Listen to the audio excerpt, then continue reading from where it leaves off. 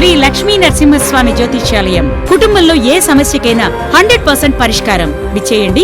Secunderabad railway station దగ్గర రతీఫైల్ bus stand ఎదురుగా, Secunderabad. Cell 9849783528. నమస్తే అండి. నమస్తే. నిన్న జోసెఫ్ విజయ్ గారు తమిళనాట ప్రమాణ స్వీకారం కార్యక్రమంలో విజయ్ గారు కన్నా కూడా త్రిష గారు స్పెషల్ అట్రాక్షన్ గా నిలిచారు. ఇప్పుడు తమిళ రాజకీయాలలో త్రిష గారి రోల్ ఏంటి? ఎలా ఉండబోతోంది? అంటే ఆవిడ సలహాదారుగా తెర వెనక ఉండే వాతావరణమే కనిపిస్తోంది. ఆవిడనేది తెర ముందుకు పట్టుకొచ్చి ఏదో హడావిడి చేయాలని ఆయన అనుకుంటున్నట్లుగా కనిపించట్లేదు. అలాగే ఆవిడ కూడా అలాగే వ్యవహరించాలనుకుంటోంది. కానీ ప్రమాణ స్వీకారం టైంలో ఆవిడ ఎందుకు హైలైట్ అయ్యారు అంటే మొత్తం కెమెరాలన్నీ ఆవిడ వైపు ఉన్నాయి. మీడియా అటెన్షన్ అటువైపు హ్మ్. వెళ్ళింది గ్రాబ్ చేశారంతే. వాంటెడ్‌గానే. అంటే మొదటి నుంచి జరుగుతున్నటువంటి చర్చ అదే. మీడియాలో త్రిష గురించి ఎక్కువ మాట్లాడుతున్నారు అనే అభిప్రాయం చాలామంది చెప్పారు. అంటే పర్టిక్యులర్‌గా గెలిచింది విజయ్. పార్టీ పెట్టింది ఆయన, గెలిచింది ఆయన ఇమేజ్ మీద అనవసరంగా ఎందుకు ఈవిడ్ని సెంటర్‌లోకి తీసుకొచ్చి హడావిడి చేస్తున్నారు. అంటే ఇది దాదాపుగా నాగేంద్రన్ మాట్లాడిన దానికి భిన్నమేమీ కాదు. ఆయన ఎలాగైతే ఆవిడ పేరు రివీల్ చేశాడో రోడ్డు మీద, అలా ఇప్పుడు ఈయన పొలిటికల్ లైఫు ఆవిడతో రిలేట్ చేస్తూ, ఈవిడ కాబోయే సీఎం అనేదాకా ఎక్స్‌ట్రీమ్‌కి వెళ్ళిపోయి, అలాగే ఈవిడని ఏఐలో జయలలితలాగా ఈవిడకి గెటప్ ఇచ్చి, అవును. కంపేర్ చేస్తూ ఆ ఫోటోస్ రొటేట్ చేయటం. అంటే ఆవిడ జయలలితగా ఎప్పుడవుతుంది అంటే, విజయ్ తదనంతరం వారసత్వం ఈవిడే అనేది క్లెయిమ్ చేసే ప్రయత్నం. హ్మ్. అయితే కావచ్చు. అలాగే ఈ కార్యక్రమం అయిపోయిన తర్వాత ఆయన మంత్రివర్గం స్థిరపడిన తరువాత వీళ్ళిద్దరూ పెళ్లిపీటలెక్కబోతున్నారు అనేది కూడా వార్తే. అనేది కూడా ఒక వార్త సర్క్యులేషన్‌లో ఉంది.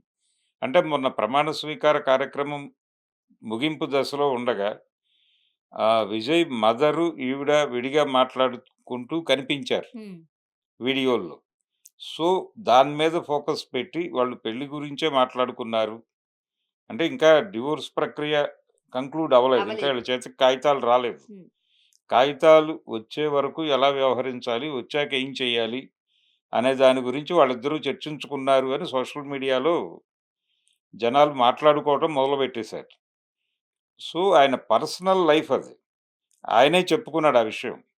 మా ఇంటి గొడవ నేను పరిష్కరించుకుంటాను అని చెప్పాడు. ఆ గొడవ ఆయన చూసుకుంటాడు. హ్మ్. అయితే పబ్లిక్ లైఫ్‌లోకి రావటానికి ఆవిడకి గూడా ఛాన్స్ ఉంది. దాన్ని ఎవరు కాదనలేరు విజయ్‌తో సహా. అంటే ఇప్పుడు మనం ఎక్కడ చూసినా విజయ్ గారు ఉన్నారనంటే, ఆ రోజు కౌంటింగ్ జరుగుతున్న ప్రక్రియలోనే ఆల్మోస్ట్ ఇక విన్ అయిపోతున్నారనుకునే టైంలోనే త్రిష గారు తిరుమల నుండి డైరెక్ట్‌గా విజయ్ గారి ఇంటికి వెళ్ళడం. అవును. ఇప్పుడు కూడా స్పెషల్ అట్రాక్షన్‌గా నిలవడంతో అంటే అంటే రాజకీయాలలో ఒక డిప్యూటీ సీఎం కాబోతున్నారా? హోమ్ మినిస్టర్ కాబోతున్నారా? ఇన్ని సందేహాల నడుమ అట్లా ఉండబోతున్నారా? లేదు అనంటే ఒక భార్య అయ్యి, ఒక ఇల్లాలుగా వెనక నుండి సపోర్ట్ ఇవ్వబోతున్నారా? ప్రస్తుతానికైతే ఆవిడ వెనకుండి సపోర్ట్ చేసే పరిస్థితిలోనే ప్రత్యక్ష ఉండేలా రాజకీయాలలో కనిపిస్తున్నారు. రారంటారా? లేదు లేదు. అడ్వైజర్‌గా ఉంటుందావిడ. హ్మ్. అడ్వైజర్‌గా ఉంటారు. అయితే ఇక్కడ గొడవేంటంటే కిచెన్ క్యాబినెట్ నడుపుతుందా అనేది ఒక డౌటు. అంటే మనకి గతంలో జయలలిత గారిని నేరుగా క్యాబినెట్‌లోకి ఎంకరేజ్ చేయటం లాంటి కార్యక్రమాలేవి ఎంజీఆర్ గారు చేయలేదు. తర్వాత ఇంకొక పోలికలో లక్ష్మీ పార్వతి గారిని కూడా అలా అలౌ చేయలేదు ఎన్టీఆర్. హ్మ్. ఆవిడకి ఎమ్మెల్యే సీటు ఇవ్వలేదు. ఎక్కడా పోటీ చేయలేదు. చేయించలేదు. అలాగే క్యాబినెట్‌లో గాని, పార్టీలో గాని ఏ విధమైనటువంటి బాధ్యతల్లోనూ ఆవిడని ఉంచలేదు. కానీ, ఆ రోజుల్లో కిచెన్ క్యాబినెట్ నడిచింది. అంటే ఒక సెట్ ఆఫ్ మీడియా కూడా రెగ్యులర్‌గా ఆవిడతో టచ్‌లో ఉండి అక్కడి నుంచి వార్తలు జనరేట్ చేయటం అనే కార్యక్రమం జరిగింది ఆ రోజున. హ్మ్. అలా ఈవిడ కిచెన్ క్యాబినెట్ ఏవైనా ఏర్పాటు చేసే ఛాన్స్ ఉందా? అనేది కూడా ఒక చర్చ జరుగుతోంది మార్కెట్‌లో. అయితే ఈవిడ క్రియాశీలకంగానే ఉంటారు. అడ్వైజర్‌గా ఉంటారు. కానీ ఓపెన్ గ్రౌండ్‌లో ఆవిడ ఇప్పుడే పాత్ర తీసుకుంటారా అనేది డౌటు. రెండోది ఆయన ఇప్పుడు వెకేట్ చేయబోతున్నటువంటి స్థానం. అది అక్కడి నుంచి 'త్రిష' గారిని పోటీ పెడతారు అనే ప్రచారం జరిగింది గానీ, ఇప్పుడు ఆ వాతావరణం లేదు. కనిపించట్లేదు. ఇప్పుడు లేదు.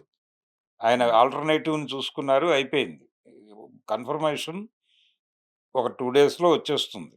పేరొచ్చేస్తుంది బయటకి. ఈవిడ కాదు. అండ్ ఇంకొకటి ఈరోజు తనొక ట్వీట్ చేశారు. ప్రేమ ఎప్పుడు గొప్పదే అంటూ. అంటే ఒక పర్సనల్ లైఫ్‌కి సంబంధించిన అదేముంది ఆ బ్లూ కలర్ నేనేదైతే శారీ యేసుకున్నారో దాంతోనే ఎమోజి కూడా పెట్టడం మనం చూసాం. అంటే ఆవిడ ఒక రకంగా అతనికి మోటివేషన్‌కి దీనికి ఉపయోగపడి ఉండొచ్చు. అంటే పర్సనల్ లెవెల్‌లో తన కష్టాలు చెప్పుకొని ఒక అడ్వైస్ పొందటం కోసం ఎవరికైనా అలాంటి ఒక బంధం అవసరం అనేటువంటి అభిప్రాయం ఉంటుంది. ఆ ఏరియాలో ఆవిడ అతనికి చాలా ఇంపార్టెంట్‌గా వ్యవహరించి ఉండొచ్చు. హ్మ్. పర్టిక్యులర్‌గా ఎలక్షను ఈ ప్రెషర్ తీసుకుంటున్నటువంటి టైం. ఆ టైంలో 'త్రిష' ఇచ్చినటువంటి సపోర్ట్ విజయ్‌కి చాలా ఉపయోగపడి ఉండొచ్చు. ఆ మేరకు ఆవిడని అంటే ఒక అడ్వైజర్‌గా తను ఎంకరేజ్ చేయొచ్చు. రేపొద్దున అవసరమైతే ఆవిడ అవసరమని ఫీల్ అయినా గాని, ఆవిడ ప్రత్యక్ష రాజకీయాల్లోకి రావాలనుకుంటున్నాను. నేను కంటెస్ట్ చేయాలనుకుంటున్నాను అని గనక అంటే, హ్మ్. కాదనే అధికారం అతనికి కూడా లేదు. అంటే మనం 'త్రిష' గారి గురించి పర్సనల్‌గా మాట్లాడినప్పుడు ఒక సెల్ఫ్ కాన్ఫిడెన్స్ ఉంటుంది తనకు. అవును. తనెప్పుడు తన క్యారెక్టర్‌ని బయట చూపించే విధానం చాలా యూనిక్‌గా కనిపిస్తూ హంబుల్‌గానే ఉంటుంది. ఉంటుంది. హంబుల్‌గా ఉంటుంది. గౌరవప్రదమైనటువంటి వాతావరణంలోనే తన ప్రెజెన్స్ నడిచింది ఆ! ఇప్పటిదాకా. అండ్ ఇప్పుడు వైరల్ అవుతున్న వీడియో నేను తమిళనాడు ముఖ్యమంత్రి కాబోతాను అని పెట్టిన వీడియో ప్రకారంగా తనకి ప్రత్యక్ష రాజకీయాలంటే ఇంట్రెస్ట్ ఉన్నది. ఇంట్రెస్ట్ ఉంది. దాన్ని ఆవిడ సప్రెస్ చేసేస్తారా? లేదు. అంటే ఆవిడ ప్రత్యక్ష రాజకీయాల్లోకి రావచ్చు. అయితే ఇది టైం కాదు. ఇంకొంచెం వెయిట్ టైం చేయాలి. తీసుకొని లేదు. టైం తీసుకోవడం అంటే ఇది సెటిల్ అవ్వాలి. సెటిల్ అవ్వాలి. వాతావరణం ఏమిటి అనే దానిలో క్లారిటీ రావాలి.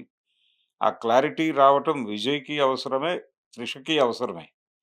ఆ క్లారిటీ వచ్చిన తర్వాత ఫర్దర్‌గా ఏ పొజిషన్‌లో ఉండి హెల్ప్ చేయాలి? ఎలా కలిసి ప్రయాణం చేయాలి రాజకీయంగా కూడా? అనే నిర్ణయం తీసుకున్న తర్వాత వాళ్ళ యాక్టివిటీ పెరగచ్చు. ఆవిడ కేవలం ఇంటికే కన్‌ఫైన్ అవుతారని కూడా అనుకోవడానికి అవకాశం లేదు. హ్మ్. ఆవిడ డెఫినిట్‌గా రాజకీయాల్లోకొస్తారు. అయితే పార్టీ పదవి ఏదైనా ఇస్తారా? ప్రత్యక్షంగా ఆవిడని అసెంబ్లీలోనో, మరో చోటో ప్లాన్ చేయకుండా పార్టీలో ఉంచి అంటే గతంలో ఎంజీఆర్ గారు జయలలిత గారిని పార్టీ ప్రచార వ్యూహకర్తగా నియమించారు. ఆయన ఏడీఎంకే పెట్టగానే చేసిన పని అది. అలాంటి ప్రోగ్రామ్ ఏదైనా త్రిషకు అప్పజెప్పబోతున్నారా? క్రైసిస్ మేనేజ్‌మెంట్ కావచ్చు, లేకపోతే ఈ పార్టీ ప్రచార వ్యవహారాలు కావచ్చు, పార్టీని విస్తరించేటువంటి కార్యక్రమం గావచ్చు. అలాంటి బాధ్యతల్లో ఏదైనా ఆవిడని ఎంగేజ్ చేసే అవకాశం ఉందా? అనేది ఒక డౌట్ ఉంది. హ్మ్.